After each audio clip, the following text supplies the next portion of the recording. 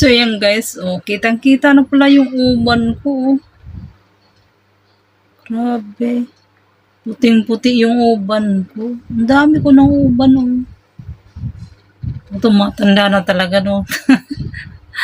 Ang dami na palang uban. Ano, kitang-kita. Kahit sa camera, oh.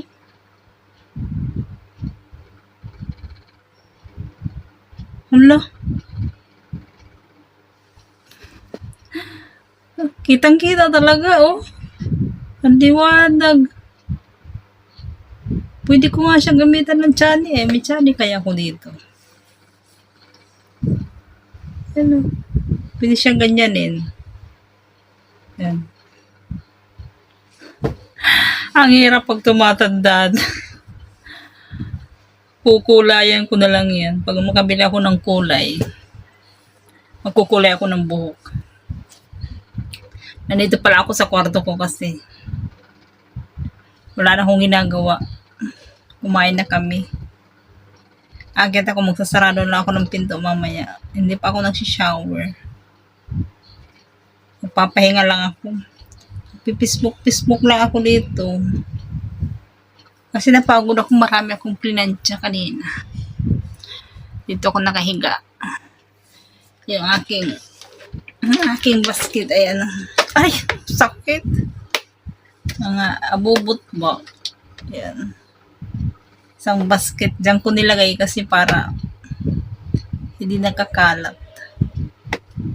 Isang bitbitan. Meron yan takip. Hindi ko lang tinakipan kasi punong-puno. Okay.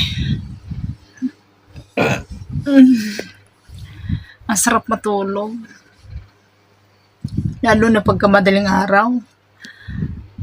Parang tinatamad ako bumangon. Babangon kasi ako alas 7 ng umaga kasi magtatrabaho ako. Nakakatamad bumangon pag umaga sa kasarapan ng tulog. Ang haba talaga ng uban, no? Kukunin ko yung mamaya, eh, no? Liwanag ng camera ko, ah. No?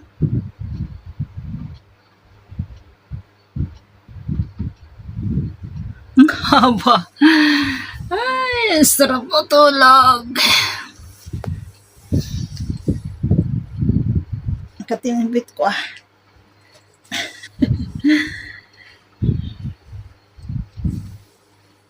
Mataba na ako dito.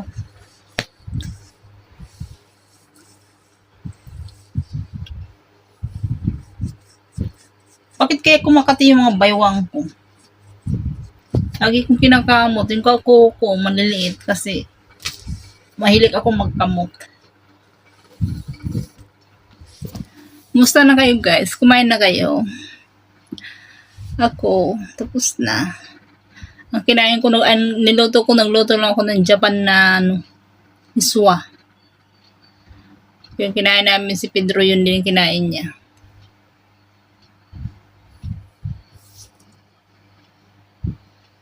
Ayun, no, meron ako dyan,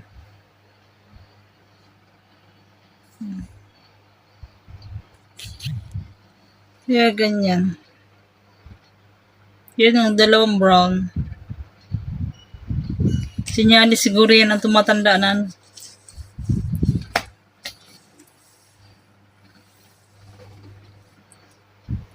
Gabi na naman, matutulog na naman.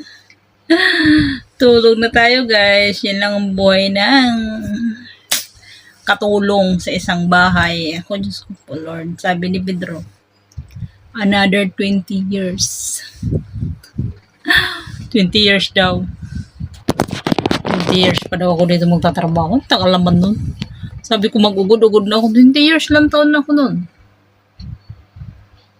64. Ha? 64 na ako. So, ay, pwede rin. Kasi yung kaibigan ko rito, 60 na eh. Yung kaibigan ko rito, may kaibigan ako dito, 61 na nga siya eh. Pero hindi pa naman siya matanda. Parang bata pa rin naman siya. Iyang siguro sa ganun.